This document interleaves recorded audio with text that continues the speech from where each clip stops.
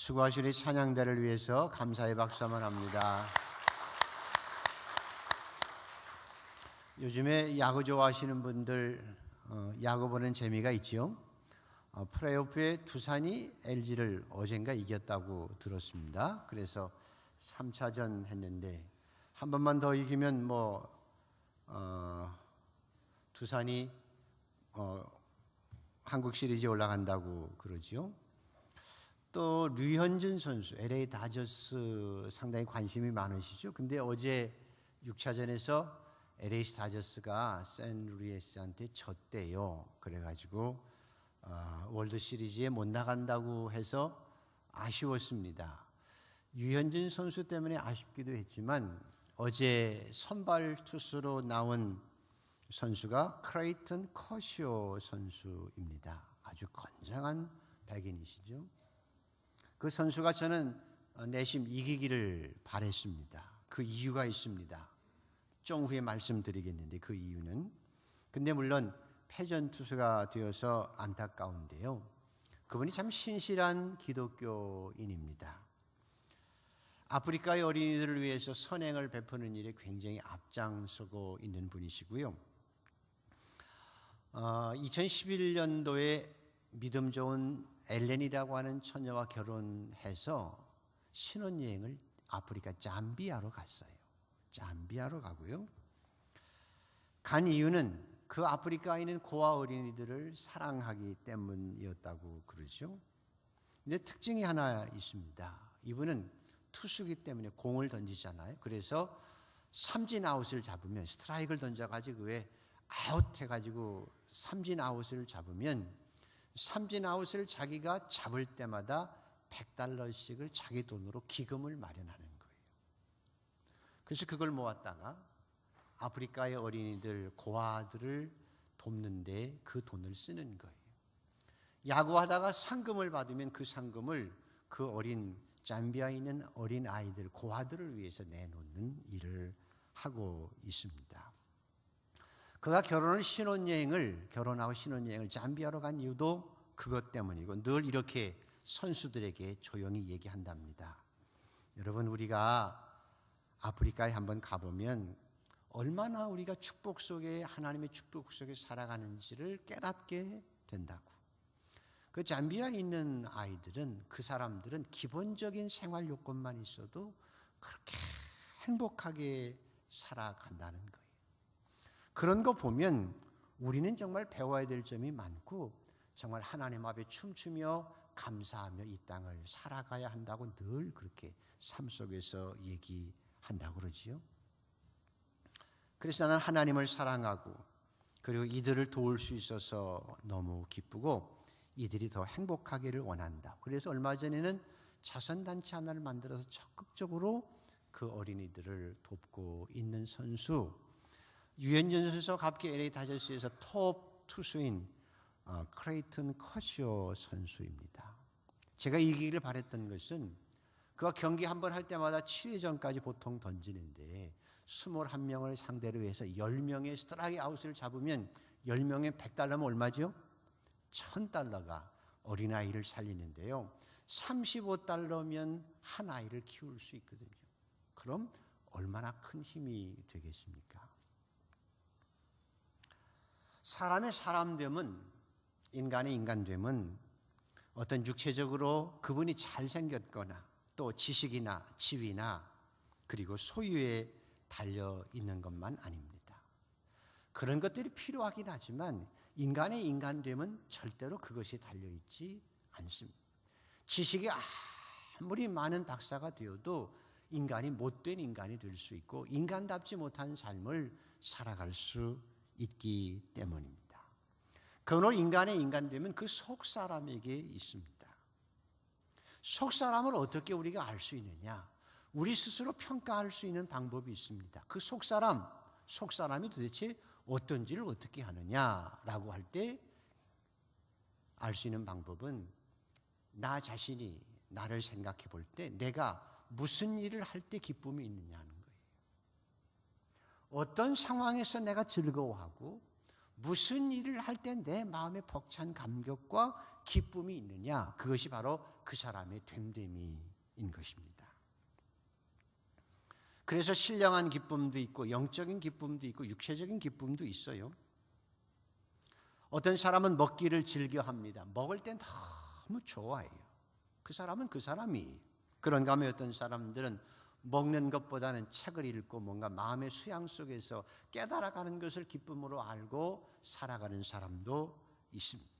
놀기 좋아하는 사람, 노는데 그저 온 기쁨을 만끽하고 살아가는 사람도 있습니다. 그런가 하면 어떤 사람들은 남에게 뭘 받는 데 기쁨을 누리는 사람도 있고, 그런가 하면 남에게 주는 기쁨을 누리는 사람도 있습니다. 돈을 버는 재미로 돈을 버는 기쁨을 가지고 평생을 살아가는 사람이 있죠. 그런가 하면 돈을 벌어서 의미 있게 보람되게 쓰는 것에 기쁨을, 커셔 같은 사람, 그렇게 기쁨을 느끼는 사람도 있습니다. 바로 그 사람의 됨됨이, 인간됨인 것입니다. 예를 들면 우리가 잘 아는 강철 왕 카네기는 세계 최고의 부자였습니다. 그는 돈 벌어서 자기가 필요한 조금만을 쓰고 다 남을 위해서 쓰겠다고 작정하고 평생을 살았던 사람이지요. 그래서 가는 곳마다 도서관 짓고 뉴욕의 카네기 홀도 짓고, 그리고 때로 일을 위해서 딴 곳에 가서 예배를 드릴 때마다 교회가 헛술하면 가는 곳마다 파이프 오르간을 다 설치해 주어서 그분이 지은 것만 해도 도서관이 2,600개, 교회 시설해 주는 파이프 올간만 해도 7,000개라고 들었습니다. 그분이 늘 자서전에서 그런 얘기 하지요. 나는 돈을 버는 재미가 있다. 그런데 그 돈을 어떻게 쓰느냐가 더 재미있다고. 그리고 돈을 남기고 죽는 것은 가장 부끄러운 일이다. 돈을 남기고 죽는 사람처럼 바보스러운 사람은 없다. 그래서 나는 열심히 벌어서 하나님과 이웃을 위해서 다 쓰고 가겠다라고 하고 평생 그렇게 살았던 사람입니다. 자, 이제 저와 여러분에게 돌아와서 우리 스스로에게 한번 물어봐야 되겠죠? 여러분은 과연 어떤 기쁨을 가지고 살아가십니까? 무엇을 할 때 가장 마음이 기쁘고 무엇을 할 때 마음에 벅찬 감격이 있어서 행복하느냐, 그 말이. 언제 여러분은 기쁨이 있고 언제 여러분은 벅찬 감격을 가지고 참 행복하다, 언제 무엇을 할 때 그런 행복과 기쁨을 누리고 살아가느냐입니다. 곧 가치관입니다. 성경의 특별한 사람이었던 사도 바울은 이렇게 고백합니다. 나는 내 마음에 큰 슬픔이 있다. 내 민족이 예수 그리스도를 믿지 아니하고 회개하지 않아서 내 민족을 향한 큰 슬픔이 있다. 차라리 내 동족이 다 구원받는 길이 있다고 하면 나는 그리스도에게서 저주를 받아 끊어질지라도 나는 그것을 원하는 바로다 하고 자기 심령 속에 있는 그 아픔을 다 드러내놓고, 그래서 내가 가장 기쁜 것은 그 한 영혼이라도 구원하기 위해서 복음을 전하는 일이었고, 그래서 그는 생명을 걸고 그 기쁨을 쫓아서 많은 사람들에게 복음을 전하고 살았죠. 예수님께서도 말년에 감람산 기슭에 올라가셔서 그 예루살렘 성을 쫙 내려다보면서 우셨습니다. 예루살렘아 예루살렘아, 내가 너희를 암탉이 병아리를 품듯이 너희를 품으려고 얼마나 노력했는지 아느냐.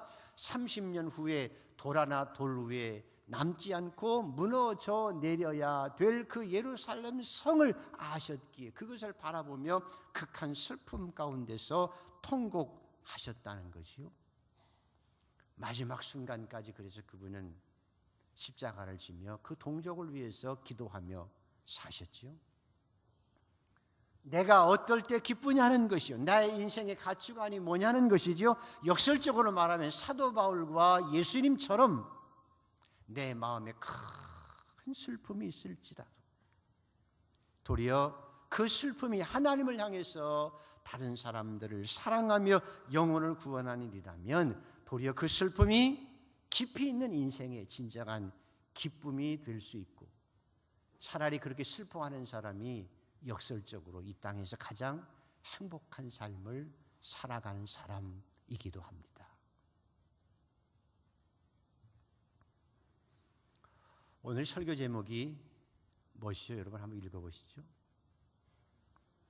이러한 기쁨이 충만하였노라. 누구의 고백입니까? 세례 요한의 고백입니다. 나는 이러한 기쁨이 충만하다. 여러분 이런 표현할 수 있으시겠습니까? 나는 이런 기쁨으로 내 가슴이 충만하다. 이것이 세례 요한의 고백입니다. 도대체 어떤 기쁨이길래 그 기쁨이 내 가슴 속에 가득 차 있다라고 고백한 세례 요한의 기쁨이 도대체 무슨 기쁨일까요? 저는 오늘 저와 여러분이 이 기쁨을 소유하게 되기를 소원합니다. 무엇일까요? 자, 28절에서 29절, 30절까지 한번 같이 읽습니다. 세례 요한의 기쁨. 자, 같이 읽습니다. 시작. 내가 말한 바 나는 그리스도가 아니요 그의 앞에 보내심을 받은 자라고 한 것을 증언할 자는 너희니라. 신부를 취하는 자는 신랑이나 서서 신랑의 음성을 듣는 친구가 크게 기뻐하나니 나는 이러한 기쁨으로 충만하였노라. 그는 흥하여야 하겠고 나는 쇠하여야 하리라 하니라. 이러한 기쁨으로 충만하다고 하는 이 기쁨의 충만, 어떤 기쁨입니까? 내가 신랑의 친구 된 기쁨이에요. 여러분이 이미 이해하셨듯이 예수님께서 세례 요한에게 받으셨어요. 가서 머리를 숙이고 세례 요한에게 예수님께 세례를 받으셨어요. 그러나서 얼마 지나지 않아서 예수님께서 이제 사람들에게 세례를 베풉니다. 그런데 예수님께서 세례 베푸신다는 소리를 듣고 세례 요한에게 세례를 받으러 왔던 사람들이, 세례 요한을 따랐던 사람들이 다 예수님에게로 가는 거예요. 이것 봐라, 다 갔어요. 예수님께서 세례 요한에게 이제 세례 받은 예수님께서 저희 세례를 받으니까 다 사람들이 옮겨간 거예요. 그래서 제자들이 예수님 다 예수께로 몰려가는데요, 이건 말도 안 되는 거 아니에요? 예수가 그럴 수 있어요? 원망하고 불평하는 거예요. 어떻게 예수님께서 선생님에게 세례 받았는데 사람들이 더 절로 갈 수 있어요? 이럴 수가 있는 거예요? 사실 그리고 원망하는 마음으로 불평하고 있지요. 이때 세례 요한이 그러게나 말이야, 이럴 수가 있어, 이게 아니고요. 제자들 향해서 얘기합니다. 야, 내가 평소에 너희들에게 얘기했잖아. 나는 그리스도가 아니야. 나는 그리스도가 아니라 그의 앞에 보내심을 받은 사명 있는 사람이거든. 너희들이 그걸 알잖아. 이제 너희가 가서 도리어 우리 선생님은 그리스도가 아닙니다. 예수가 그리스도입니다. 그러므로 우리 선생님께 말씀하셨습니다. 여러분이 그에게 합당하시 마땅합니다라고 말해야 될 사람들은 너희고, 나는 신랑의 친구야.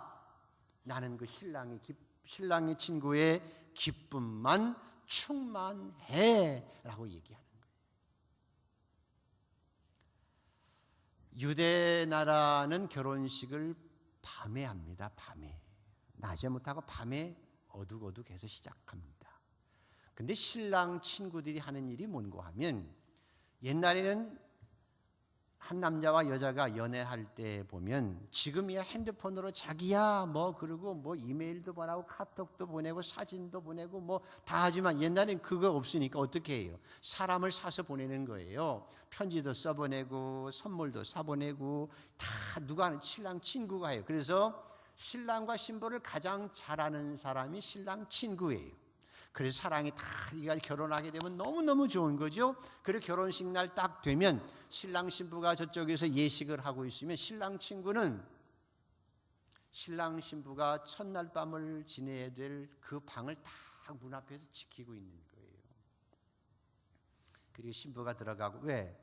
다른 사람이 들어가면 안 돼요. 신부를 가장 신부가 잘하니까 들어가고, 그 다음에 신랑이 나중에 오면 다 지키고 있다가 밤에 깜깜한데 누가 들어올 줄 어떻게 알아요? 그러니까 신랑 친구가 지키고 있다가 신랑이 오면 어서 와, 그리고 들여보내놓고요. 신랑 신부가 사랑을 속삭일 때 신랑 친구는 저 바깥에서 참 사랑이 맺어서 얼마나 좋아요? 그 사랑이 얼마나 좋아요? 그래서 신랑 친구는 밖에서 신랑 신부가 사랑의 깊이를 나눌 때 그저 밖에서 좋아서 그냥 그것을 밤새워 지키고 있는 게 신랑 친구예요.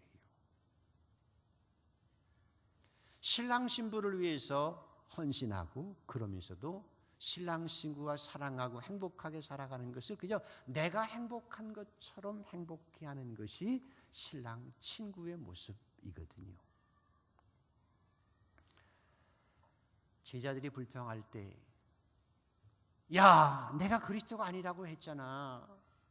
나는 신랑 되신 예수 그리스도의 신랑의 친구일 뿐이야. 나는 그저 앞에 보내심을 받았을 뿐이야. 나의 존재성, 나의 본래성, 나의 정체성은 내가 세상에 미리 와서 그분을 준비하는 길이며, 나는 광야의 소리이며 그분의 신들매를 풀기도 감당하지 못할 그분을 위한 봉사자일 뿐이야. 나의 위치, 나의 본분을 아는 거예요. 그러면서 나는 그 사명을 감당하는 것에 대해서 감사하고, 그리고 신랑이 잘 되는 모습을 보면 기뻐하는 삶이에요. 이 기쁨이 세례 요한에 가득 차 있는 거예요. 저와 여러분이 이 땅을 살아가면서 안타까운 것은 세상에서 자기의 본분을 망각하고 자기 페이스를 잃어버리고 살아가는 사람 보면 안타까운 거지요. 자기 할 일도 잘 못하면서 남의 얘기만 하고 투덜거리고 살아가는 사람 보면 참 딱하지 않습니까?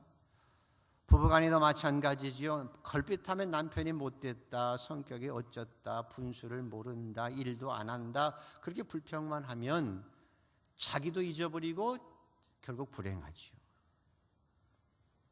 아내도 마찬가지지요. 자기 스스로 어떻게 하면 좋은 아내가 될까, 신실한 아내가 될까 생각하면 전혀 문제거리가 없지요. 그런데 그런 좋은 아내가 될 생각은 남편 탓만 돌린다면 나 자신이 증발해버리고 서로 불평 속에서 내가 가진 삶의 기쁨과 존재성을 잃어버리게 되어지지요. 회사에서도 마찬가지, 직장 생활하면서 뭘 일이 안 되면 일을 만들어가고 하려고 생각 안 하고, 이거 과장 때문에 그래, 아이고 최 부장 때문에 그런 거야. 그리고 늘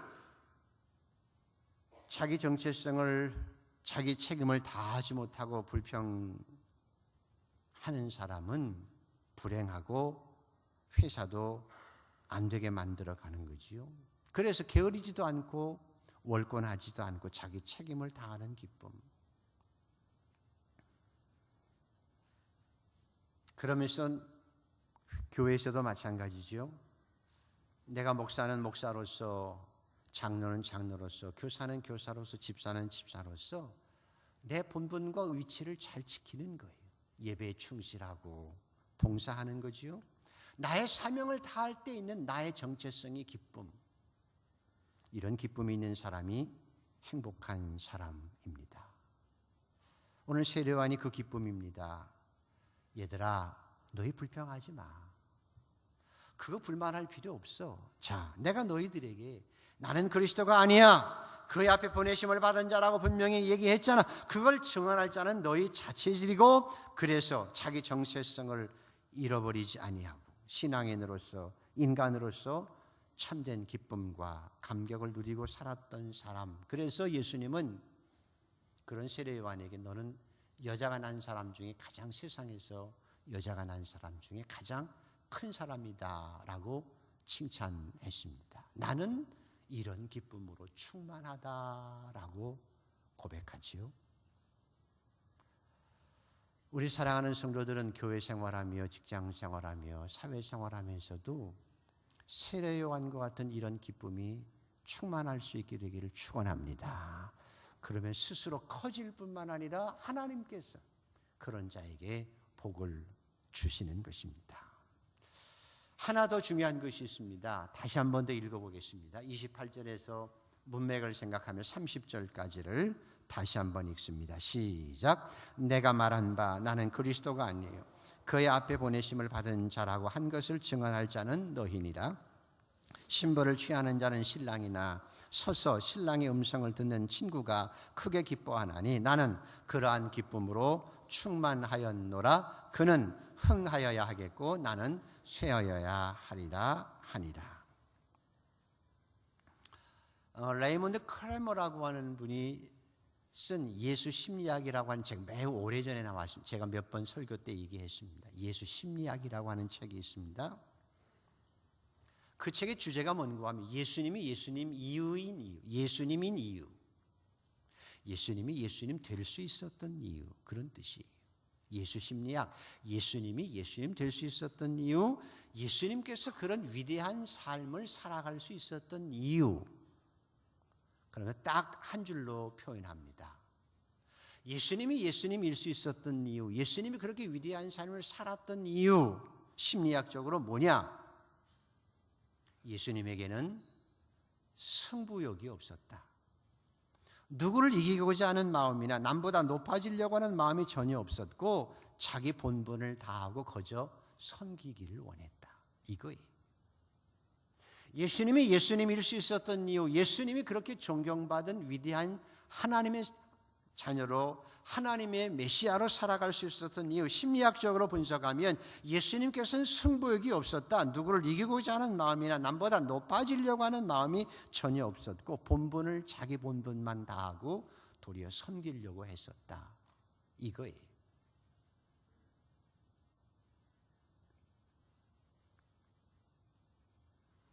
자, 생각해 보시죠.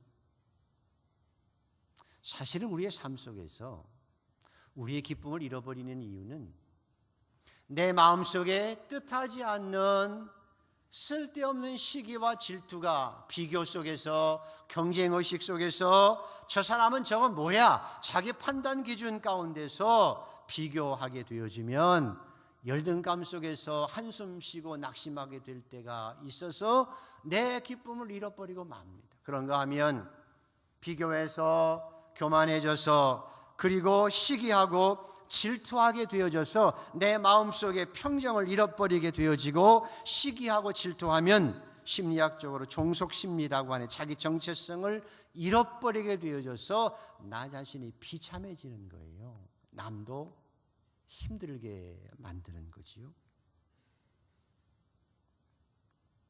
그렇게 되니까 누구 때문에 내가 힘들어?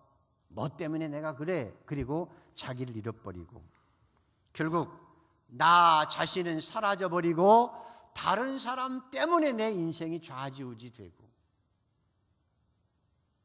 다른 사람에 의해서 내 기쁨이 사라져버리는. 근데 세례 요한은 자기의 정체성을 분명히 알죠. 나는 그리스도가 아니고 신랑의 친구의 기쁨을 누리고 살아. 그 기쁨이 내게 충만했다라고 기록합니다.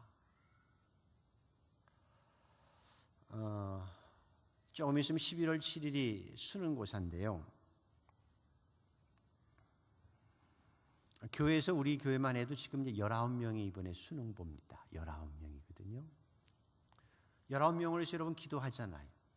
어떤 셀에서는 2명의 아이가 같이 시험을 봐요. 고3이라. 그럴 수 있죠.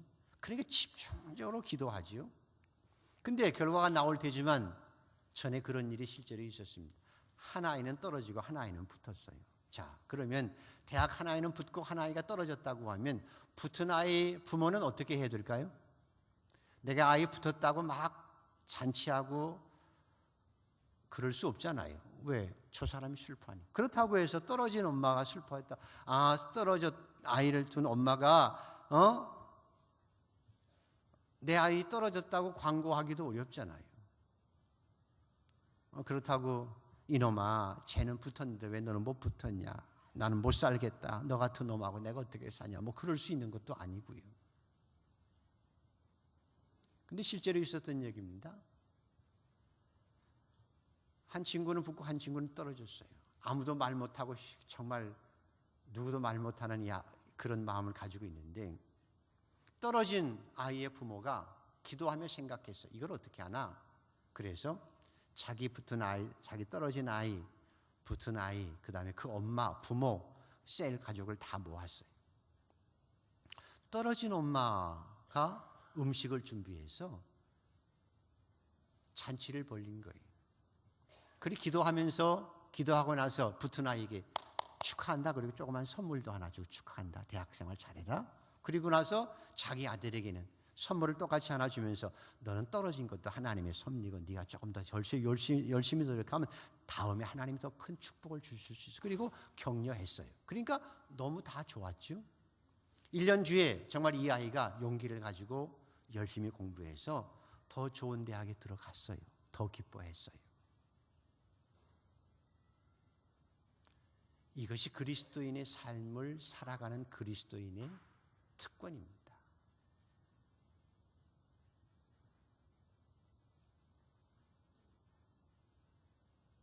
나는 신랑이 아닌데 신랑이 행복한 것을 보고 나도 행복한 거예요.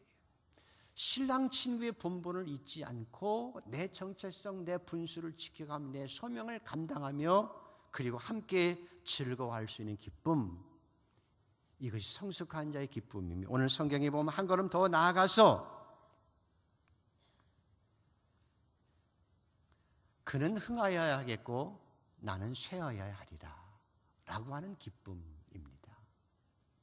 물러날 때 기쁨으로 축복하고 물러나는 기쁨이,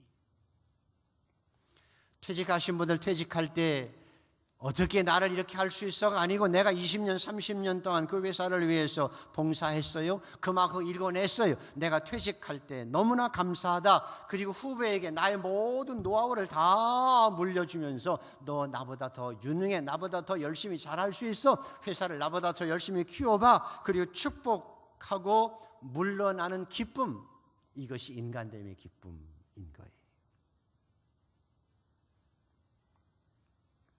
제가요 미국에서 공부하다가 논문을 못 써가지고 학위를 사실은 아직까지 못 받았거든요. 그래서 PhD 받은 분들이 너무 부러워요. 그럼 박사학위를 받기가 그게 쉬운가요? 너무 귀중하죠. 근데 재작년에 저희 아이가 학교에서 PhD를 받았어요. 저는 PhD를 못 받았는데 우리 아들이 PhD를 받았을 때 제 마음이 기뻤을까요? 슬펐을까요? 야 임마, 네가 뭔데 애비 못 받은 PhD를 네가 받냐? 제가 그랬을까요? 천만에 너무 좋아요. 이게 부모 마음이죠. 이게 인간됨의 마음이 부모 마음인 겁니다. 한강교회가 제자대학을 늘 하지요. 제자대학 하면서 우리가 늘 세울 때 뭐라고 세우지요?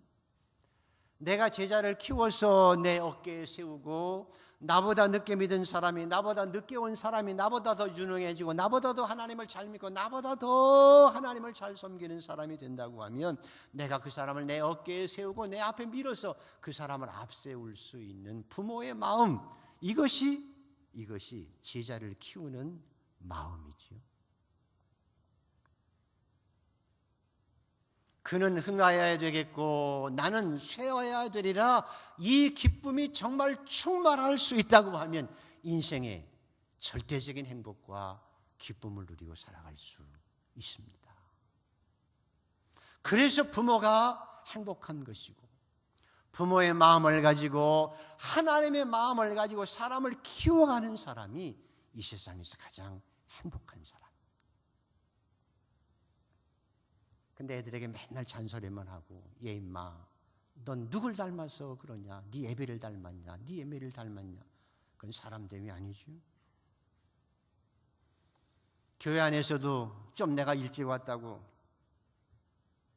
나보다 늦게 온 것이 집사가 뭘 한다고 말이 많아, 영적으로 설정되는 사람, 교인이 있다면 구제불능이지요. 그걸 탑 크레이지라고 합니다.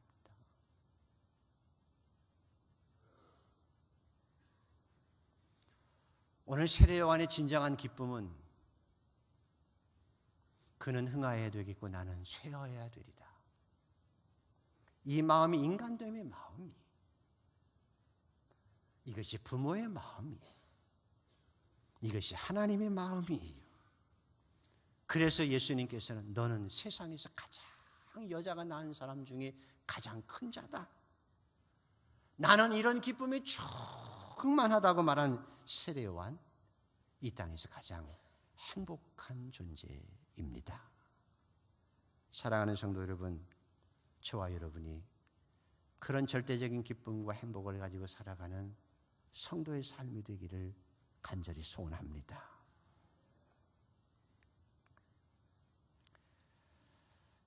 운동을 해보면요, 오늘 우리 한강 가족 운동회가 있는데 운동을 해보면, 그리고 때로 여행을 해보면, 같이 여행을 하고 같이 운동을 해보면 그분의 사람 됨됨이를 좀 알 수 있어요.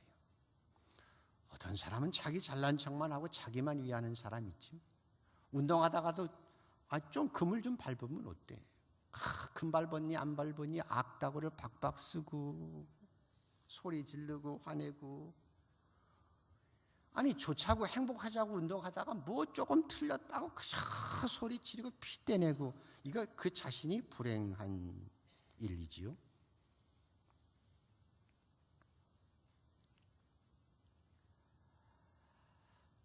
앤드류 매튜스라고 하는 분이 쓴 유명한 책 Being Happy, 한국말로 번역하면 행복하기 아니면 행복 찾기, Being Happy. 이분은 강조합니다. 인생의 행복, 우리의 삶의 패턴, Frame of Reference 아니면 Paradigm, 우리의 삶의 방식, 가치관에 따라 행복이 결정된다고 얘기합니다.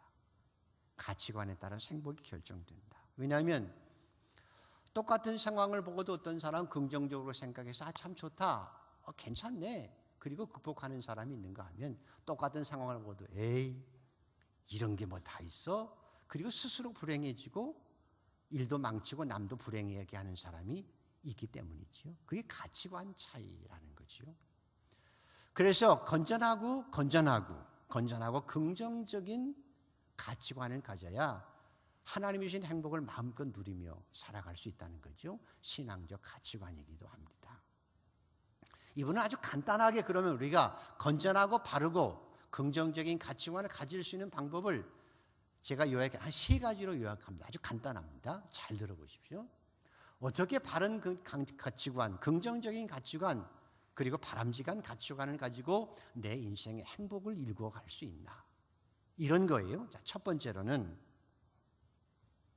칭찬을 그냥 순수하게 받아들여라 그래요. 재밌죠? 칭찬하는 것을 그대로 받아주라. 그래서 누가 칭찬하면 고맙습니다. 머리를 좀 이렇게 옆으로 이렇게 딱 했어요. 그러면 이쁘네요. 그러면 고맙습니다. 그러면 되는데 나 놀리는 거예요? 이게 불행하다는 거죠. 머리에 화이트를 해서 하얗 칼라를 다 이렇게 했어요. 중학생, 고등학생이 그렇게 물들일 때가 있죠. 저는 지나가면 야 멋지다, 야 나도 했으면 좋겠는데 너는 너무 멋지다. 그럼 애가 지나가면서 목사님 고마워요. 엄마는 뭐라고 그러는데 목사님 그렇게 지나가는 거예요.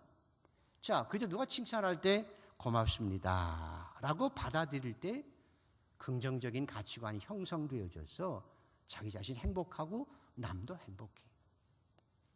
그런가 하면 내가 칭찬받으면 고맙습니다 받아들이는 것처럼 너도 남을 칭찬하라, 그거예요. 아이들에게나 어린애에게나 잔소리하지 말고 칭찬해라.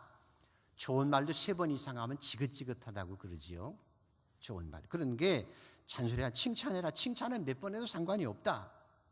그래서 칭찬하는 순간 나도 좋아지고 남도 좋아지고 내 인격이 고양되어지고 남의 장점을 보는 순간, 그걸 칭찬하는 순간 내 인격이 성장하고 성숙해지기 때문에 나도 행복하고 남도 행복해진다, 그 말이에요.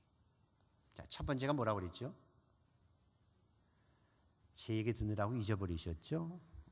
자, 칭찬을 그대로 받아주고 그 다음에 어떻게 하라고요? 칭찬을 그대로 할 줄 알아야 한다. 첫 번째고요. 두 번째, 자기 스스로를 늘 좋게 말하라는 거지요. 자만이 아니라 자기 존중, 셀프이스트, 자기 존중이라는 거죠. 남한테 늘 얘기할 때 아이고 죽겠어요, 사업도 안 되고요, 늘 그렇게 부정적으로 안 된 얘기 하지 말아라 그 말이에요. 조금 아파도 타이레놀 하나 먹으면서 한번 싱긋 웃는 게 훨씬 낫다는 거예요. 근데 만날 때마다 못 살겠어요, 뭐가 안 돼요, 그리고 부정적으로 말하면 자기 스스로도 불행하고 남도 불행하게 만든다는 거예요. 스스로 좋은 말을 하고 스스로를 좋게 여기라는 거죠. 자만이 아니에요, 교만이 아니에요. 자기 존중 속에서 자기 자신을 좀 더 좋게 생각하고 더 좋은 일을 생각하면서 살아가는 것이 필요하다. 그런 말의 습관이 필요하다. 우리 그리스도인의 행복이 여기 있습니다. 그리스도인의 축복이 여기 있습니다. 우리가 늘 고백하잖아요. 당신은 사랑받기 위해 태어난 사람. 얼마나, 그럼 나도 사랑받기 위해 태어났어요. 하나님 나를 선택했거든요. 나를 하나님의 선택한 백성으로 만드셨거든요. 내가 걸어간 성도예요. 내가 하나님의 사랑받는 자녀예요. 때로 요셉처럼 억울하게 종으로 팔려가기도 하고 감옥에 갇히기도 하고 심지어는 모함을 받기도 하지만 그럴 때가 있어도 하나님께서 나를 사랑해요. 끝까지 사랑해요. 그러니까 합력의 선을 이루세요. 그래서 나는 나 자신을 계속 지켜가는 거예요. 그래서 내가 성장하지요. 그런 성장한 요셉을 하나님께서 이집트의 총리로 세우셨듯이 나도 나중에 나 자신이 성장하고 그리고 하나님의 축복 속에서 나도 더 행복해질 수 있는 거예요. 자기 스스로를 좋게 말하고 더 좋은 것을 생각하고 말하고 살아가라는 거지요. 마지막으로 세 번째 하나 이번에 더 강조하는 게 있습니다. 이건 잘 들으셔야 합니다. 여러분 자신과 여러분의 환경을 분리하라는 거예요. 예를 들면 내가 열심히 사업을 해요. 그러면 일을 잘할 때도 있고 못할 때도 있어요. 그러다가 일을 잘 못해서 실패할 수 있어요. 근데 실패했을 때 내 인생의 모든 것이 다 실패했다고 생각하는 절망에 빠지지 말라는 거예요. 내가 사업 한 번 하다가 한 번 실패한 거예요. 내가 인생을 실패한 게 아니에요. 나는 여전히 나예요. 그래 사업 한 번 실패했다고 머리를 싸매고 앉아가지고 인생 끝났다, 가문 끝났다 그러지 말래. 나는 여전히 나예요. 하나님의 사랑받는 나예요. 내가 사업 잘못해서 실패했어도 내가 잘못해서 감옥에 갔어도 그건 그 상황이고 나는 역시 하나님의 사랑받는 자녀예요. 이번에 얼마 남지 않은 시험 끝나고 나서 수능 본 아이들 여러분 생각해 보세요. 수능의 점수를 좋게 받고 대학에 들어가고 안 들어가고가 그 아이가 아니라니까요. 시험 한번 잘못 볼 수 있어요. 대학 한번 떨어질 수 있다니까요. 두 번도 떨어질 수 있어요. 그렇다고 인생이 망한 게 아니에요. 가문이 망하는 게 아니에요. 그 자체가 다 실패한 게 아니라는 거예요. 그래서 그런 것에 목숨을 걸면 나 자신이 초라해지고 불행하니까 사업은 사업이고 나는 나예요. 시험은 시험이고 나는 나예요. 그래서 이분은 늘 항상 기뻐하고 신앙 안에서 자존감을 가지고 합력의 선을 이루시는 하나님의 뜻을 따라서 살아갈 때 행복의 크기도 커간다라고 말씀합니다. 자, 말씀을 마칩니다. 오늘 사건은 어찌 보면 인생의 후배인 예수 그리스도가 세례받고 나서 더 잘된 거예요. 사람들이 다 글로 몰려갔어요. 제자들이 입이 이만큼 나와서 불평했어요. 아니 예수가 어찌 그럴 수가 있어? 아니 늦게 온 게 왜 그 모양이야? 사람들이 의리를 배반했구만. 불편할 수 있어요. 근데 세례요한은 아니었어요. 나는 그리스도가 아니야. 나는 신랑의 친구로서의 기쁨이 내 마음에 가득 차 있다고 그렇게 고백하고 있죠. 그리고 심지어는 그는 흥하고 나는 망해야 돼. 왜? 그가 흥해야 하나님의 나라가 이 땅에 이루어지거든. 그가 잘 되어야 이 땅에 영원히 구원받거든. 그가 풍성해져야 성령이 임하시고 그를 통해서 이 땅의 백성들이 소망을 가지고 힘있게 살아갈 수 있게 되거든. 그렇다면 내가 당연히 망해야 되고 그 사람이 흥해야지. 나는 그 기쁨이 내 마음에 충만하다.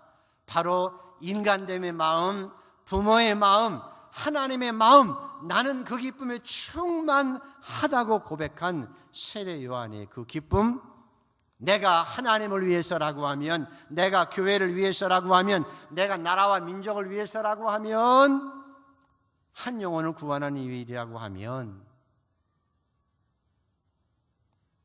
내가 썩어지는 하늘의 기쁨을 누릴 수 있는 그 마음, 가장 행복한 사람입니다. 이 절대적인 기쁨, 변하지 않는 행복, 세례 요한의 이 행복이, 나는 이러한 기쁨이 충만하다고 한 세례 요한의 고백이 저와 여러분의 고백이 되기를 간절히 소원합니다. 기도하십시다. 하나님 감사합니다. 교만하고 때로 욕심이 많아서 우리의 기쁨과 행복을 스스로 깨뜨려버리는 어리석은 모습들을 기억합니다. 하나님 불쌍히 여기시고 긍휼을 베풀어 주시고 이제 자비를 베풀어 주셔서 세례 요한의 기쁨이, 이러한 기쁨이 내게 충만하다고 한 세례 요한의 기쁨이 내 정체성을 지키며 내 본분을 다하고 감사하고 살고 다른 사람을 위해 썩어지는 미랄의 기쁨이 되는 것을 행복으로 삼고 살아가는 이 기쁨이 넘쳐날 수 있도록 인도하여 주시옵소서. 예수님의 이름으로 감사하며 기도드리옵나이다. 아멘.